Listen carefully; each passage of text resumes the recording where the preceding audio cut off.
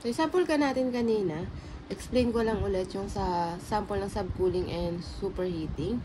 So, yung sample problem is an ammonia compression refrigeration system has a condensing temperature of 25 degrees Celsius and evaporating temperature of negative 10 degrees Celsius. The refrigerating capacity is 7 tons. So, una, show the effect of subcooling and liquid from 25 degrees Celsius, magiging 15 degrees Celsius siya, before reaching the expansion valve. And yung pangalawa, show the effect of superheating the suction vapor from negative 10 degrees Celsius to 10 degrees Celsius. So, sulat muna natin yung mga given.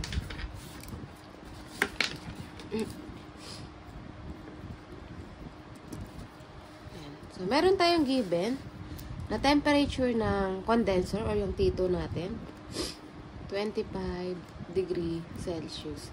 Tapos, given din tayo ng temperature ng evaporator or the evaporating temperature na negative 10 degree Celsius. Given tayo ng refrigerating capacity na 7 tons. So, meron tayong QA 7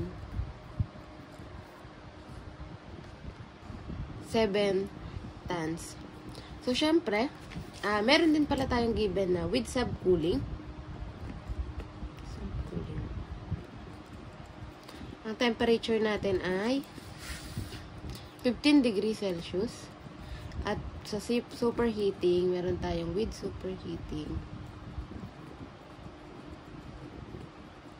na from negative 10 to superheating na 10 degree Celsius.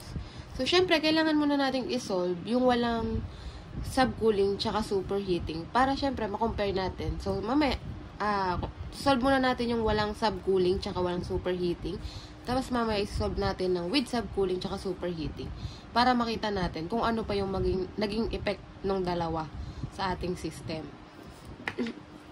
So, without subcooling muna tayo.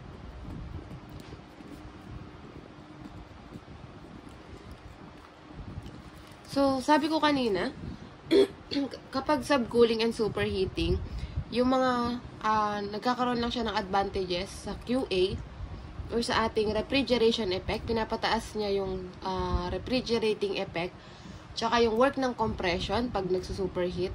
Kaso may disadvantages siya or disadvantage siya kasi bumababa yung COP. So, tingnan natin yung tatlong parameters na yon, no? So, without subcooling and superheating.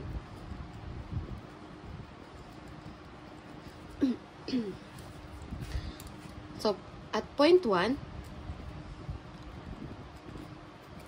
so, makukuha natin ang temperature 1 or temperature ng evaporator na equal sa negative 10 degrees Celsius.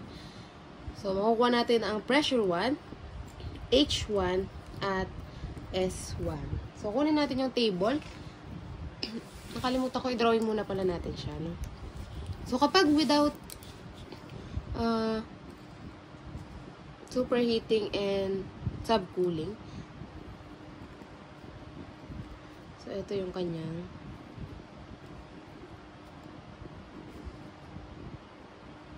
diagram. Nandito yung point 1, point 2, point 3, and point 4. So, at point 1, kung makikita natin sa ating diagram, siya ay tumama sa saturation point. And nandito siya sa left, sa right side, so siya ay saturated vapor. So, siya ay, H1 natin ay equal sa Hg at temperature ng 1 or pressure ng 1. So, tingin tayo sa ammonia. And ang problem natin ay nasa ammonia. Kaya titingin tayo sa ammonia table. So, hanapin natin yung negative 10 degrees Celsius. Negative 10. Walang ruler.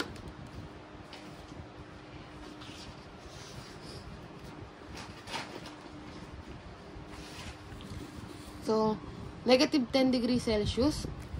Ang kukunin natin ay saturated pressure. So, ang saturated pressure niya at negative 10 ay 291.57. Sulat lang natin. 291.57 kPa. Next, yung H1 natin, equal yan sa Hg. So, ang Hg natin ay 1450.22. 1450.22. Next, so saturated vapor. So, ang S natin is equal sa Sg na 5.7550. 5.7550. Hindi ko nalagyan ng unit kasi nandito naman ang unit. Sa solving na lang mamaya. Okay na tayo sa point 1. So, meron na tayong H1. Punta naman tayo sa point 2. At point 2, meron tayong temperature 2 or temperature ng condenser na equal sa 25 degrees Celsius. Meron tayong pressure 2 na makukuha natin sa table. Saturated temperature, pressure. Ang S1 natin ay equal sa S2. So, meron tayong 5.7550. Kunin naman natin ang pressure. 25 degree Celsius. So, ang 25 degree Celsius, meron siyang saturated pressure na 1004.6 kPa. 1004.6 kPa. So, gamit yung temperature, pressure, and S at point 2, kukunin natin yung chart para ma-plot natin yung kung nasaan yung ating enthalpy 2 or yung ating H2. Kasi kung makikita natin, tayo ay nasa superheated. So, pag superheated, hahanap tayo ng, or gagamitin natin yung ating chart. Hindi na. Superheated. So, dapat lang, make sure na yung table natin is ammonia. Kasi ammonia yung nasa problem. So, gamit tayo ng ruler. So, T2 is 25. So, ito yung 20 degrees Celsius. Ito yung 30 degrees Celsius. Ito, no? Dikita naman, no? So, ang gitna niyan ay nasa 25 degrees Celsius. May marka na pala. So, nandito yung 25 degrees Celsius. And yung temperature natin pababa, diba? Ito, itong mga naka-curve na to. Yung mga nababali. Siya yung temperature natin. Next, titingnan natin kung ano yung pressure, yung saturated pressure. So, 1004. So, kung ito yung 25 degrees Celsius, itapat natin, hanapin natin yung 1004. Kung ito yung 1000, angat lang natin ng konti para makuha natin yung 1004. So, yan. So, paano natin? So, ngayon, gamitin natin yung ating entropy. Yung entropy natin is 5.75. Hanapin natin si 5.75. Ay, umampas na pala tayo. Wala kasi akong ruler eh. So, ito yung 5.70. So, ito yung, teka lang. 5.70, 5.80. So, yung gitna niya. So, ito, nandito yung ating 5.75. Nasaan kanina yung pressure natin? Pressure na 1004, 25 degrees Celsius. So, ganunin natin. Saan yung ating entropy kanina? Ito yung entropy kanina, yung 5.75. Doon sila nag-meet. Nasaan na yung point na yun? Dito. Dito sila nag-meet sa banda dito. So, ang ating, para makuha natin yung H2 o yung enthalpy, mula dito, pababa siya. Ruler. Ay, ano ba yan? Sabihin natin nandito. So, yan.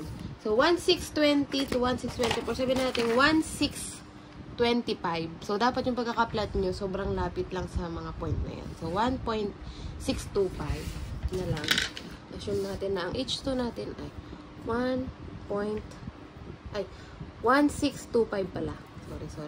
So, meron na tayong H2. So, okay na tayo sa point 2 at point 3 na tayo. So, yung napakadali. At point 3, ang H natin dito, o ang H3 natin, ay equal lang sa, kung makikita natin, ito yung 3, o tumama siya sa saturation, and ito ay liquid, nasa liquid. So, ang liquid ay HF. Pero anong pressure ang gagamitin natin dyan? Ang pressure dito, evaporator, and dito, condenser. And ang pressure natin sa condenser ay yung pressure 2. So, ang pressure 2 natin ay 1,004.6 kPa. So, ang H3 natin ay equal din yan sa ating H4. So, meron tayo. Tingnan natin sa sa table. Ammonia. H3 at 1,004. Ano kasi 1,004? 25 degrees Celsius. So, sa 25 degrees Celsius, meron tayong 1,004. And yung HF natin is 317.667. So, sulat lang natin. 317.667. So, kompleto na yung mga H natin. So, pwede na natin isolve si QA o yung refrigerating effect natin, yung work ng compressor, at saka yung ating COP. So, kahit hindi natin memorize yung problem, ay yung solution, pwede nating isolve yung ating QA. So, ang QA, or yung absorption of heat, mangyayari yan sa ating evaporator. And ang evaporator natin nandito. So, meron tayong energy in, energy out, or energy balance. So, ang ating QA is equal lang sa H1 minus H4. Kasi nandito yung ating QA. H1 minus H4. So, ang ating QA ay, ano yung H1 natin? 1450.22 minus yung H4, 317.667. So, calculate lang. 1450.22 minus 317.667. So, meron tayong QA na equal sa 1132.553. So, box lang natin. Para mamaya pwede natin balik.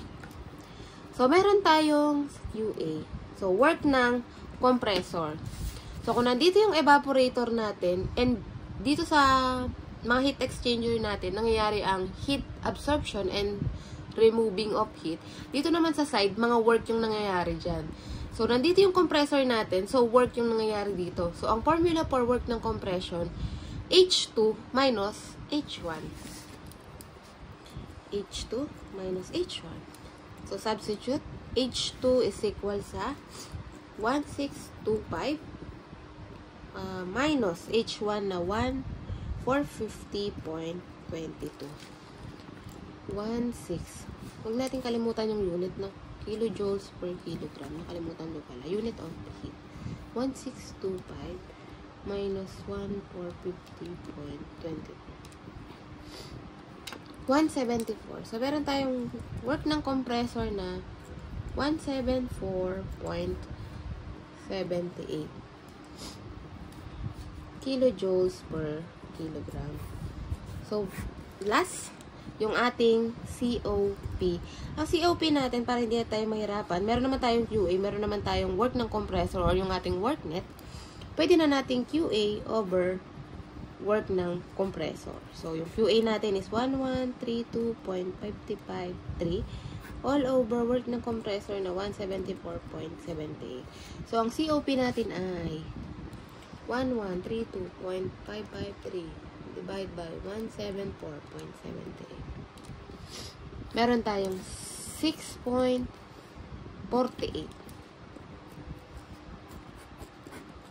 Balikan natin yan mamaya para mapag-compare natin yung mga parameters or yung QA, work na compression, and COP.